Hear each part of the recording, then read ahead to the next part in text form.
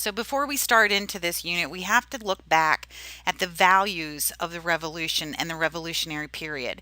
Now, remember, when we say revolutionary, we're not just talking about the war itself. We're also talking about the time period after, when it truly was a revolution, because a revolution brings change. And these people were changing drastically. They just had to figure out exactly what those changes would look like. So they had to ask themselves this question here: what were the values and guiding principles of the revolution? And in this case, we're talking about the Revolutionary War. And of course, a lot of these values and guiding principles, the top ones are liberty and justice. That's the two things that they really wanted from England. But what would liberty look like? That's a huge question. So again, you have to ask yourself the next question: would the American experiment of life, liberty, and the pursuit of happiness change the world? Would it change America to a point where we didn't like what the change brought? So these are just questions that are really on the minds of everybody as we start this brand new world without England as our mighty mother. So as we move from a monarchy, we move into this new government. It became known as the Articles of Confederation, and it was pretty simple. And it was developed by a third Continental Congress that took place after the Revolutionary War, and they agreed to form a confederation or a league. And this league was basically a league of friendship. There weren't a whole lot of rules. There wasn't any one body that had a lot of power. It was going to be a unicameral legislature. And to be honest, no one really wanted to be on it after the war. People were tired of fighting. They had their freedom. There was nothing left to fight for. And so some people said, I did my duty and walked away. So you had people that were voted in, chosen by state legislatures, to go and join this unicameral legislature to control the entire United States and or the entire America, and nobody wanted to be on it. So that was a really big problem. They also decided during this Third Continental Congress that each state would get one vote. So whenever they were deciding on something new, each state would get one vote, and we're going to come back to that later. It's going to be a real problem. They developed the idea that in order to create a new law, 9 of the 13 colonies had to agree to it. And in order to amend any of the laws that they put in place, all 13 colonies had to agree to the change. This is also going to be a problem. So we're going to come back to some of these things in a little bit. But here's your basic outline of what the Articles of Confederation laid out for this new America. So let's take a look at some of the major limits of the Articles of Confederation. So the federal government, now we're speaking of the federal government, has no power to tax.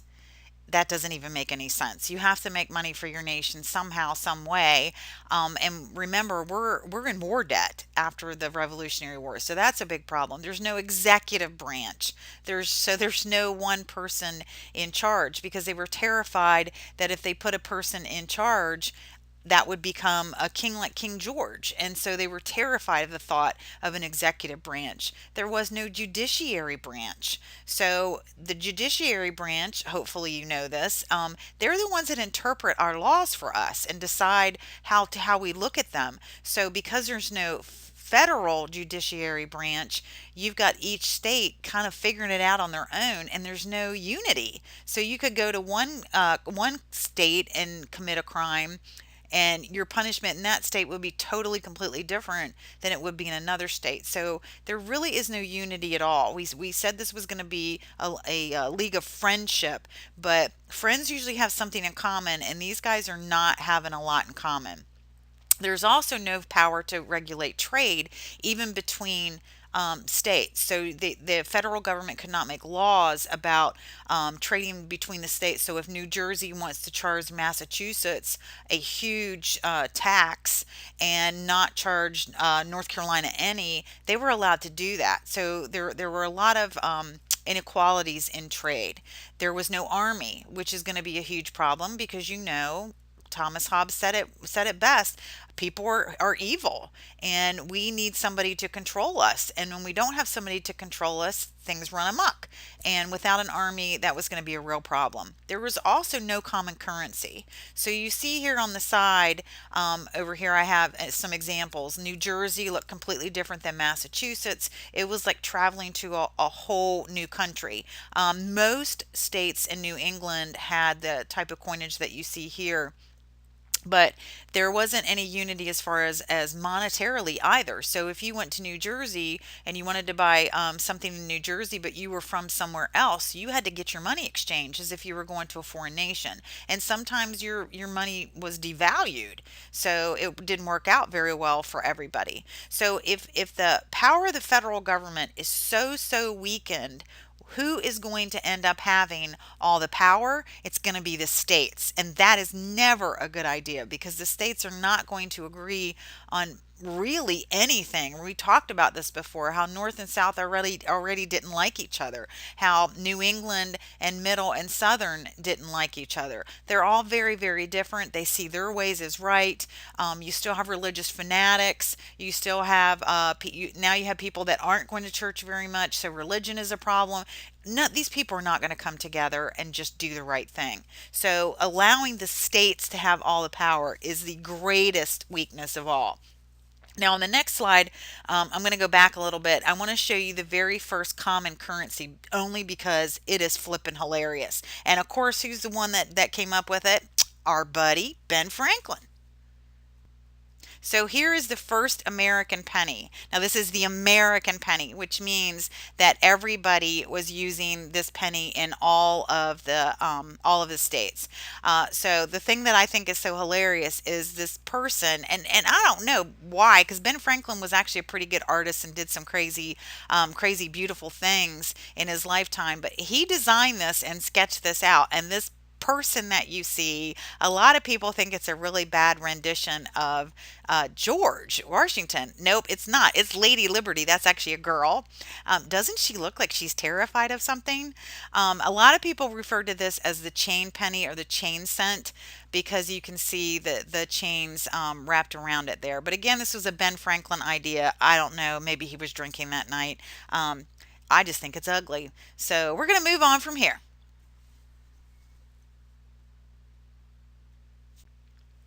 So let's look at several real concerns for the new nation.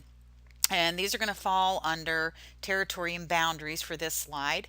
One of the things they had to figure out how to do was to raise money.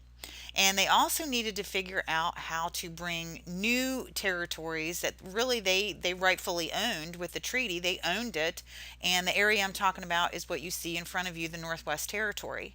So how do we sell off this land in a way that we will make money? So the land ordinance was set up by Thomas Jefferson in 1785, and it was a system of the sale of land in this area known as the Northwest Territory. And again, it was to raise revenue, because federal government cannot tax anybody. They have no way to earn money. So they decide to use this land ordinance deal as a way to do that. So one section in each town, according to what Thomas wrote, had to be devoted to public education. It had to be. And they also decided that they would sell this land in 6 by 6 in squares of 6 miles by 6 miles. And you weren't allowed to just go in and say, hey, I want this specific territory, to the north, south, east, west, whatever. You weren't allowed to do that. They were supposed to sell them in 6 by 6 squares, one after another. So you filled up every little teeny tiny square until all of it was full. Now, daggone well, that is not going to happen. People want the area that they want, and they're not going to wait, figure out, or they're not going to wait in line until their area is ready to sell the one that they actually want. And there's no way really to check and see who's getting what. So that part of the land ordinance is just going to fall flat on its face. So again, that's in 1785. So the Northwest Ordinance was done in 1787, and it was supposed to settle some things, some rules that were not settled by the Land Ordinance of 1785. So this became a system by which territories would be organized and actually become states. So here's the difference: the land ordinance was to sell the land, the Northwest ordinance was to help them become a state. And here's some of the things that they had to abide by. In order to even be considered for statehood, the number one thing you had to have was a population of 60,000 people in the area that you were willing to ready to turn into a state. And then you could apply for statehood. Okay, so again, the difference between the two is the land ordinance in 1785 is organizing who gets what 6 by 6 area is supposed to make money. It's going to settle that area. The Northwest ordinance is to turn those places into states. And believe it or not, they, even after fighting this war, saying we've been turned into slaves, every single area in the Northwest Territory, in order to be considered as a state under the Northwest Ordinance, had to allow slavery. They had to allow it. So that's very disconcerting for a brand new nation that just fought for her freedom, right? Another real concern for our new nation was economic problems. Federal government, of course, was not allowed to tax according to the Articles of Confederation. I forgot what it's called for a minute. The Articles of Confederation, but states could, and states did have a lot of debt. So across the nation, we ended up having our first real depression. It's not huge, but it's enough for people to get really upset. We just fought a war, and here we're having money problems. So what was happening, and it started in the North, Massachusetts specifically, is that farmers could not pay the taxes on their farms anymore. They couldn't. So there was a man by the name of Daniel Shays, and Daniel decided that he was not going to take it. Now, he was a Revolutionary War vet. And he was one of those guys that said, I fought for this brand new baby country, and I don't think it's fair that my neighbors are losing their farms. So the banks would take of course their case to the courthouse, and then the courthouse would have a hearing. And of course, if the farmers were in default on their loan or their taxes, the bank would get the farm, and then they could sell it and make money, and half of it went to the local legislature. And basically, you could really even say they were almost stealing people's farms. So Daniel Shays decides that he's not going to take this. Now, his people are poor, the people that are going to follow him into rebellion. So most of them don't even have a real gun. This is a battle that's going to be fought mostly with pitchforks, believe it or not. But Daniel Shays and his friends go to their local courthouse in Massachusetts, and they bar the doors to the courthouse and do not let them hold court that day, because their thought is if they can't hold court, they can't find in favor of the bank, and they can't take anybody's farms away. And this idea spread like wildfire. So now we're talking Massachusetts. This idea spread all the way into the Carolinas, because it wasn't just Massachusetts where this was happening. It was most prevalent in Massachusetts at the time, but it was happening everywhere. And people heard the story of Daniel Shays, and so they started doing the same thing. So you're probably sitting there asking yourself, well, why didn't the federal government just send out the military and, be gone with all these little pesky people that are causing all these problems? Aha! The Articles of Confederation, we have to go back to that. The Articles of Confederation did not allow the federal government to make a military, remember? How would they pay them? So they couldn't make a military. Even if it was against the rules, they couldn't make a military, because who's going to fight for free? So Daniel Shays and men like him, it finally does end up fizzing out, because the states start getting people that are willing to come in and take down Daniel Shays and the men like him. But it really does make people understand, this one event more than anything else makes people understand that there are giant weaknesses in the Articles of Confederation, and it's leaving our nation, our new nation, open to rapid rebellion up and down the coast. And so we may not last very long if we don't do something to fix the Articles of Confederation where we can raise a military. So hope that makes sense to you. Let's move on. Fast unit. So after Shays' Rebellion, our founding fathers decided that they better get together and figure out a way to fix this. And so they called a constitutional convention. in the summer of 1787. They did not call it the Constitutional Convention. We call it that now. So they met in Philadelphia. We didn't know that we were going to create a constitution there, so that's why it couldn't be called that. These guys were meeting to revise the Articles of Confederation, and they ended up actually throwing them out. Now, here's the thing that I want you to remember about this Constitutional Convention. What these people that you see here on the screen were doing really truly was committing treason. And if they had been caught for trying to revamp the government without the permission of the people, they could have all been killed for this. So they're in Philadelphia. They lock themselves up in this room. Now it's the summer, and it's one of the hottest summers on record for a really long time. They were afraid that people would peek in the windows and see all these people meeting, so they kind of staggered their arrival time so no one would be suspicious. They boarded the windows up. They met in the dark. It is official business, so they're all, dressed very formally with their wigs and all. It had to be the hottest thing you can possibly think of, and they did it by candlelight, and in secret with the threat of treason. So they did not have much time. They had to get this thing done, figure it out before anybody figured out what they were doing, and move on. So let's look at some of the key participants that were willing to actually commit treason and do this thing that could have cost them their lives. Now, George was asked to attend, because he was made the president of the convention. Okay, not president of the United States yet. He's president of the convention, and he was the one that would kind of make it legitimate. He's asked to be kind of the person in charge because he was famous, and it made this meeting legitimate. And so that's why he was asked. Now, James Madison was a great writer, and everyone appreciated the way that he wrote. And Thomas isn't there, so Thomas can't be the writer in this case, and I'll tell you why in a minute. But James Madison, being the father of the, is going to become the father of the Constitution. He's going to be the one that's actually going to kind of hammer it together.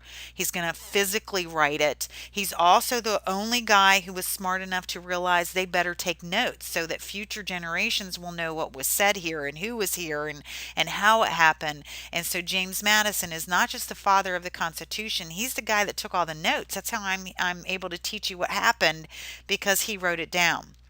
Now, Ben Franklin was invited. At the time, he was 83 years old. He was old, he was senile, he was drinking way too much. But Ben had done just way too much for this country to not be invited. So James Madison was actually the youngest guy there. Ben Franklin was the oldest. He slept through a lot of it. In the evenings, when they broke for the night, they would go out to local places and taverns to eat and drink, and somebody always had to go with Ben, because Ben would get drunk and start telling people what they were doing, and he was going to get them killed. So thank goodness he probably didn't know a whole lot, because he had slept through it during the day, because he had loose lips when he was drunk. But they couldn't tell him he couldn't come. I mean, Ben just did way too many. Way too many things. But so let's go back to where's Thomas. Ben had gotten in trouble in Paris. Remember, he was a liaison in Paris. They had kind of like a last get together before Ben was going to come home and start hammering out the government here for the new country. And they couldn't find Ben. This last official meeting to kind of say goodbye, and they couldn't find him, and so they went looking for him and found Ben. In inappropriate company with a very, very upper class lady. And that was not good. So he ended up basically being barred from France after that. So he was no longer allowed to be the liaison. Well, we can't not have one. We have to have somebody. So Thomas was asked to take Ben's place. So Ben is given up his position as liaison, comes home old and frail and ready to call it in, call it quits in the government scene. But Thomas is young and rearing to go, and so Thomas becomes our liaison. So Thomas Jefferson wrote the Declaration of Independence, but he was not even in the country when the Constitution was written. A lot of people get that confused. They think he had something to do with the Constitution. He did not. He was in a different country. So remember James Madison as the guy who did the Constitution. Now they're really good friends, and we will talk about them again later. They're actually best friends. But Madison, father Constitution; Jefferson, father of the Declaration. Now, you have to remember that these are all very type A personality men that were invited to the Constitutional Convention. So there's going to be a lot of really heated debates. And one of them was about representation. So different states were asked to bring their ideas, and there were only two that ever made it to the table. One we now call the Small States Plan. It was presented by New Jersey. Yes, you do need to know who presented it. And their idea was that the federal government would have a unicameral legislature. So one group, and they would, again, just like in the Articles of Confederation, each state would have one vote. Now, Virginia and James Madison, don't forget him. I just love him. He's the one that really made this meeting come out the way it was supposed to. So he brought to the table, Madison did, the Virginia plan, sometimes known as the Large State Plan. And according to his idea, it should be a bicameral legislature, and both houses, so that means two, both houses should be based on population. So they ended up coming up with what we now call the Great Compromise. And this is a question that students often miss. What was the Great Compromise? The Great Compromise is that compromise between the Small State Plan and the Large State Plan. So they ended up, of course, not having a unicameral and one vote because that was not working under the Articles of Confederation. And they sort of went with the Virginia plan where there would be two houses. But here's where it gets different. The House of Representatives would be based on population, and the Senate would be based on a normal numerical value. Each state got two. No matter how many people were in your state still only got two Senate representatives. And so, of course, that's the way that it is today. So House of Representatives based on population, Senate gets two individuals for each state. So this becomes known as the Great Compromise. And again, don't forget New Jersey plan, small state, Virginia plan, large state, and James Madison wrote that one. So that wasn't the only debate. Here's another one, slavery. What do we do about that in this new nation? Do we emancipate all the slaves? Do we keep slavery alive? And here is something really important that you need to know. The founding fathers made a decision that they would not discuss slavery. They would not discuss it. They felt like the issue of how to turn this into a working nation was a big enough issue in itself, and that slavery was just would just make it too big, that they would not be able to get it done in the time that it needed to get done. And so they decided to shelve the conversation about slavery until another time. That does not mean that they were for slavery, doesn't mean they were against slavery. It just means that they understood that it was such a big issue that they had to put it on the shelf for a little while. But that also, we also have to figure out when you're talking about the House of Representatives being based on on population, if you're going to keep these people enslaved, do they count? Because think about the South, how many individuals you had enslaved in the South. Is it fair to have that many living people in the South and not count them as representation? But then, of course, the North is going to say, yeah, but they're slaves. How can you count somebody in a democracy that you have enslaved? So they again came up with another compromise, and it became known as a three-fifths compromise. So in order for this to work, for every five slaves, it would count as three people for representation purposes for the House. Okay, so every five slaves counted as three people. They also kind of argued over the chief executive. Now they're talking about the president of the United States. We didn't call it that yet. They were thinking along the terms of the chief executive. What do we do with that chief executive? Do we appoint this person for life? They talked about different terms, and then they kind of sort of let that go for a little bit. Another discussion that's going to come about is, do we need a Bill of Rights? So the chief executive and the Bill of Rights are going to get pretty heated later in the convention, and in the time period where they're trying to get people to in the states to actually vote on this new constitution and get them to pass it state by state. So the guys can't just leave the building in Philadelphia and say, hey, we have a new constitution. They had to get all the states to approve it and hopefully not throw them all in jail too. So chief executive and the Bill of Rights is going to be something that's going to come back to haunt them. Slavery does not come back for a while. That again, they didn't even bring that up. It's going on the shelf. Chief executive and a Bill of Rights. You're going to hear that one again very soon. Let's look at some of the principles of the new government. These are things that they know for sure even before they ask the states to vote on it. And changes will take place, when different states demand different things, but this part's never going to change. So they know that the principles of the new government are going to include a representative government. We already know that. It's going to be a limited government. Somehow we're going to limit it. It's going to be a federalist government, and the federal government will be more important than the states. Let me go back in case you don't understand this. Federalism means that the states and the federal government share power. Okay, so there's certain things that our states have power over even today that the federal government can't touch, and we'll get into that more in the next unit. But this is the principle of this new government was that the federal government should be more powerful than the states. They would be supreme. That's going to be a problem later. But for this unit, just know that federal government's supposed to be supreme. They also understood that they had to have a separation of powers. That's where we get our three branches from. Montesquieu was the person we stole that from. Remember the Frenchman Montesquieu, separation of powers into three branches. And that separation of powers would allow us to have checks and balances. Now, those checks and balances, you probably remember them from, elementary school and middle school as the separation of powers, and that's absolutely true. But the government also has other ways that they can check and balance one another. State level, federal level, it's going to get very complicated. So, but I want you to know that the principles of the new government weren't super complicated. Here they are. And then they have to kind of fight over what exactly does all of this look like? How are we going to make it happen? So make sure you have these down pat.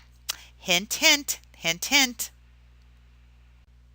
So, in order to make this new Constitution a binding document and to officially say the Articles of Confederation are dead and we are now using the Constitution, they had to go convince the states to say yes to this or to ratify it. So, the rules that they set in place were that 9 states, 9 out of the 13, had to ratify this new constitution in order for it to be a legal document. So they had to do it through state legislatures or through conventions. They were allowed to get together and vote on it. Delegates to vote for the people were elected in some states. So they all kind of did it differently. There wasn't any one real way to ratify. Make sure you know that. They still don't have enough control over the individual states to come up with specific rules about how to say yes or to say no. Now, with all of these arguments going on in the states, two factions are going to emerge. One of them is going to be known as the Federalist, and these are the guys that like it, like everything that they've come out with so far, every basic idea of the Constitution. They're really on board with it. And then you're going to have another group called the Anti-Federalist, and they're not so sure that they like the Constitution the way that it is. So these are your doubting Thomases. So Federalists, make sure you can say the names of these three guys because they're going to be super important in this Federalist faction. Alexander Hamilton, don't break out in song. James Madison and John Jay. Anti-Federalist, Patrick Henry, Sam Adams, and James Monroe. So you know probably all these men, maybe except for John Jay, and you're going to get to know him. But these are guys that are going to kind of duke it out on a federal level to decide how the Constitution is going to look when it's finally done. And let's take a quick look at the map. So in the end, you can see how the votes laid out. It was a scary looking map, right?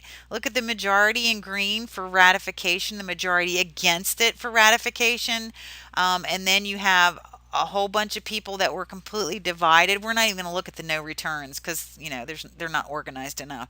But you really had a country torn apart once again over this issue, just like they were in the Revolutionary War. Remember, you had a 40-40-20 split. Well, you've got a split here again. So it really is a miracle that we ended up with the Constitution. But I'm not done telling you how that happened yet. So hold on to your horses. Remember that I told you that the Federalists were the ones that thought that the Constitution was great the way that it was and we didn't need to make any changes. And so they're going to have to try and convince these places that aren't quite sure, because again, they need at least 9 states to ratify before it becomes the Constitution of the United States. And so they start writing documents in newspapers, which was the way of the world back then. Presidents later will even they won't debate in person; they'll debate over through newspapers. So this is the way of the world. So they have these this ratification debate in New York through a series of essays. Now, New York is a key state; they need it. They need New York to say, yes, we think that the Constitution is great and we're going to ratify it. So these men, John Jay, James Madison, and Alexander Hamilton, wrote a series of essays totaling 85 different essays, and they were targeted at convincing people that the Constitution was great the way it was. But the number one target of these essays was New York, the state of New York. Now, make sure you can tie these together. John Jay, James Madison, Alexander Hamilton. James Madison is going to be the number one writer of the three.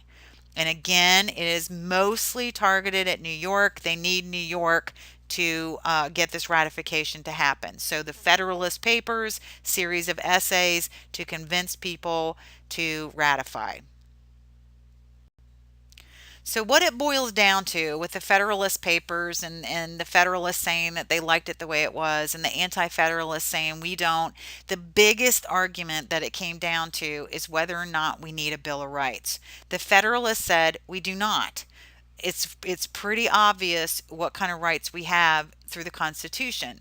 The Anti-Federalists said we do need a Bill of Rights. I want to have my personal liberties listed for me so I can be positive that nobody's ever going to take it away from me. And so in the end, there's lots more arguments than that, of course, but in the end, that's the biggest one. And the Anti-Federalists just will not let it go. And so the Federalists agreed to write a Bill of Rights. It is also written by James Madison. There's 10 amendments, and you should know most of them. Here's all the freedoms that you know. Hopefully, you're definitely going to need to know them for a government class. Today, of course, we have 27, and here's some that you should know were included beyond that original 10. And of course, it's going to be to abolish slavery, voting rights for different groups of people, income taxes. It becomes legal for the federal government to charge us income taxes, and eventually also a 2-term limit for the president. So you don't have to have those memorized. I just wanted to kind of give you an idea of what the newer amendments were about. The first 10 were mostly freedoms. That we all have every day of our lives. And then the last 17 kind of fit in for different eras what was happening, like voting rights for women, things like voting rights for newly freed slaves, things like that. Now, where does James Madison get his ideas? We should know by now. You should know. I do, of course, because I'm a history teacher. You should know that most of these really really famous men that wrote really famous things didn't do it in a vacuum. They borrowed ideas from other people, and his main ideas, James Madison's main ideas, were borrowed from 2 different documents that were already out there. So you need to know both of them and who wrote them. The Virginia Declaration of Rights by George Mason, and these things include this document included most of the freedoms that we have in the first 10 amendments. So know him for that. Now the religion thing was Thomas. Okay, more than George Mason. It was Thomas. Thomas wrote the Virginia Statute for Religious Freedom, and he basically said we cannot have an official church, and no tax money is allowed to support a church. And we're still adamant in our government about that today. You cannot have a state-sponsored or a federal government-sponsored church. So make sure you can match up the right document with the right author, and you can give me the name of both of these documents if I were to to ask you where Madison got his ideas for his beautiful Bill of Rights. The last thing we're going to do is stand back a little bit and look at the major differences between the Constitution and the Articles of Confederation. So, under the Constitution, there is a strong federal government that has say so over most things, right? Where the Articles of Confederation showed how scared our country was to allow a federal government to be in charge of us. But now we have a federal government with state and the federal government sharing power. There will be three branches to serve as a checks and balances to make sure that nobody gets too powerful. There will be a president, and here's most importantly the things that Congress can do. Congress can tax us now, make money for the country. They coin all the money so it's uniform and unified. They can regulate trade even between states. They are allowed to raise an army or a navy. And don't forget, the president is the guy in charge of the army and the navy, like he's the head of all of them. It is Congress that will declare war in times of war. Two-thirds of Congress have to propose an amendment. They all have to say, yes, we would like to propose it. And then three-quarters of them have to vote to ratify. So it's not as strict as the articles were as far as the federal government not being allowed to do anything. So the Constitution versus the Articles, I know it's not perfect, but it has served this country for many, many years. And to go this long with only 17 additional amendments, pretty daggone powerful and pretty fantastic. Our founding fathers certainly had their flaws, but they did right by this country and just turned us into the amazing country that we are today. And we have them to thank for that.